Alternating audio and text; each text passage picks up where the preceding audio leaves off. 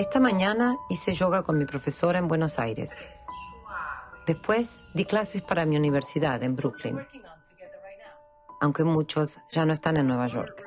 Han regresado a sus casas familiares o a sus países y se despiertan a horas extrañas para seguir estudiando.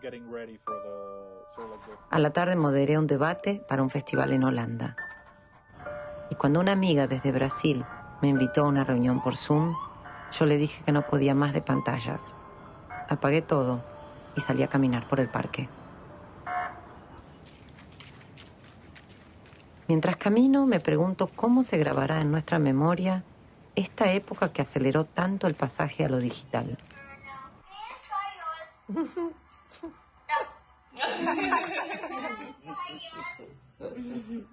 ¿Dónde quedan los lugares, los olores, los objetos físicos que llevan en sí el rastro de un momento y lo encapsulan? Día de la madre, qué lujo, ¿eh?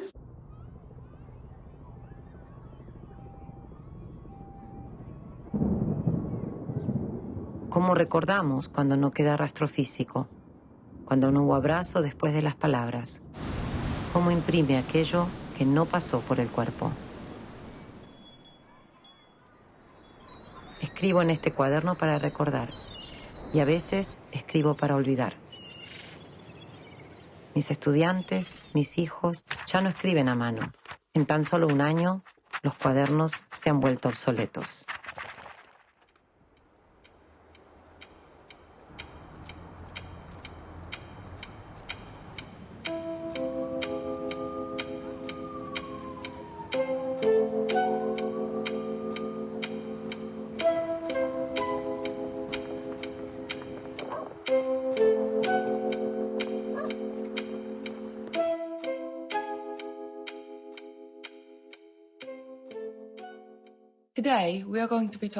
Hoy vamos a hablar de un artefacto que era de uso corriente en el pasado, el cuaderno.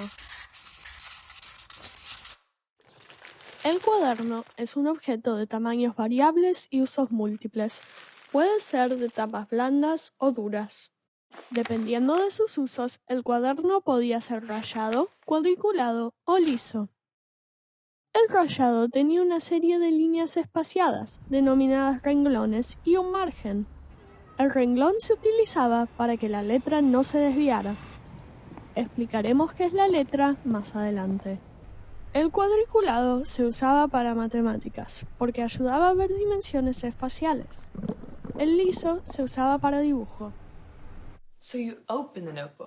El cuaderno se abría así y se pasaba a la página.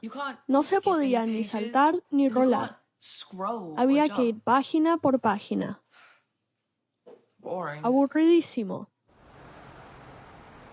Los defensores de los cuadernos sostenían que estos ayudaban a visualizar una progresión en el aprendizaje, que el conocimiento se dispersaba en las hojas sueltas o páginas web. Los cuadernos no solo se usaban en la escuela. Mucha gente los usaba para el trabajo y la vida cotidiana, para administrar su tiempo y contactos, llamados agendas y calendarios, o para anotaciones personales. Estos últimos se llamaban diarios íntimos. Era común regalarle a las niñas diarios con llave y candado. Había una tradición de regalar almanaques a fin de año para augurar un feliz año nuevo.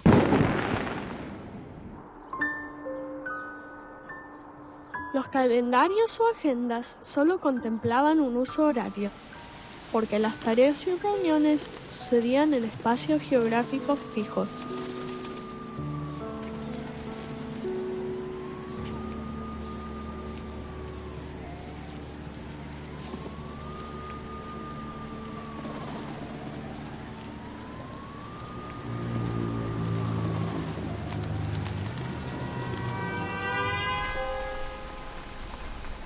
En una época, yo pasaba los teléfonos de una agenda a otra, a fin de año. Ese ritual me llevaba a recordar gente querida, revaluar a quienes iba a seguir viendo el próximo año, anotar sus teléfonos y sus cumpleaños. Recuerdo la impresión de reconocer el nombre de alguien fallecido, o la confusión al leer un nombre de alguien a quien ya no podía recordar.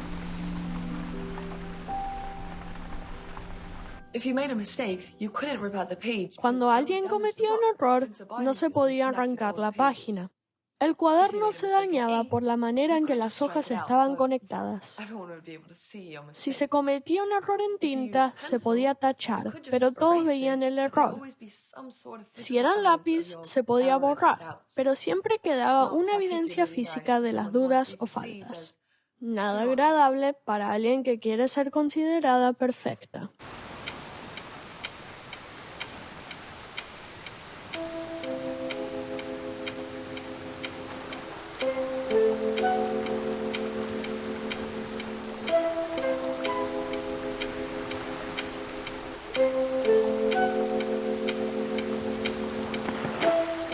La supresión de los cuadernos simplificó la labor de maestros que ya no necesitaron revisar tareas ni corregir exámenes.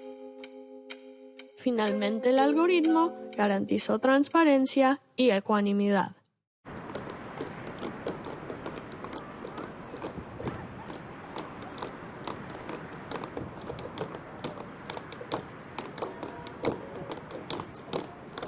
Extraño las aulas y los pasillos, las charlas y las discusiones en las que nos pisábamos. Esta época me hizo revalorar mi trabajo como educadora. Me reveló cuánto había internalizado esa idea individualista, exitista y también masculinizada del director o directora de cine por sobre el rol feminizado y subvaluado del de maestra.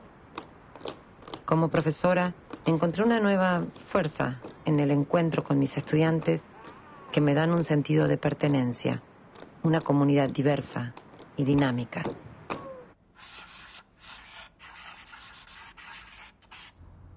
La letra era el acto físico de la escritura.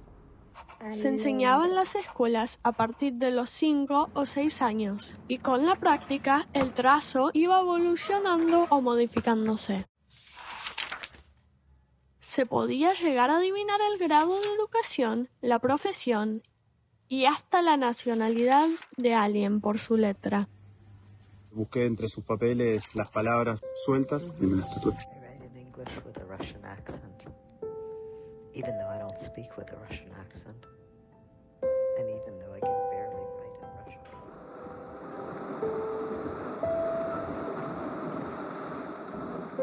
La letra de mi abuela en su cuaderno de recetas. La de mi abuelo en los crucigramas. La letra de mi padre en sus cartas. La de mi madre ilegible en sus recetarios médicos.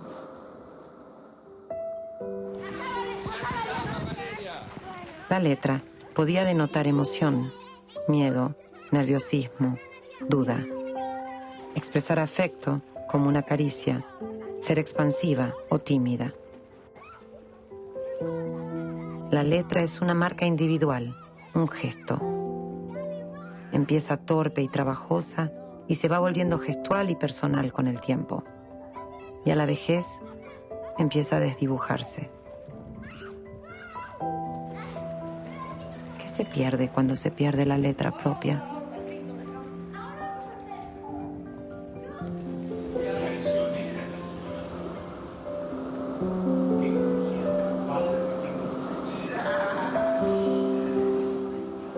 Mi papá falleció este año en medio de la pandemia. Bajo mi mirada y repitiéndome que nunca se me borra esta imagen. Mi hermana encontró en la mesa de luz una carta de mi padre dirigida a ella. No sé qué mundo será el de mañana, ni las vicisitudes que deberán atravesar. Y aunque sea absurdo o exagerado, deposito en vuestra hermandad una especie de alivio y esperanza. Dense un gran abrazo. Nosotros estaremos dentro de él. Papá.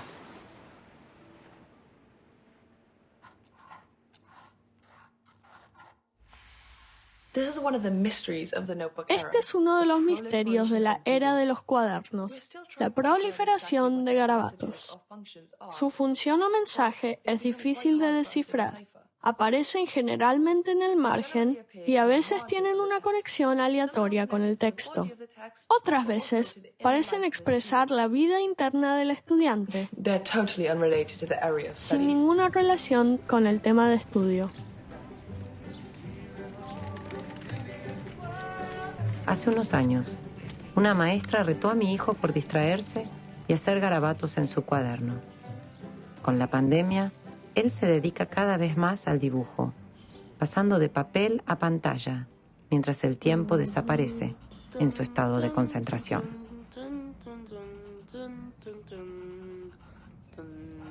Hay un pueblo en la provincia de Santa Fe que se llama Garabato. Estamos investigando si hay alguna conexión entre esa práctica y sus habitantes. En el tango también existe la figura garabato o firulete, pero su conexión con la escritura no pudo ser comprobada por el algoritmo.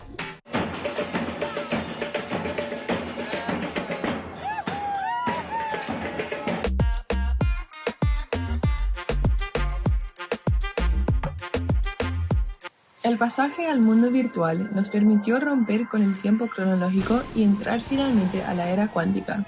Ya no necesitamos trasladarnos físicamente para estar en varios lugares a la vez y vivir en realidades paralelas y simultáneas.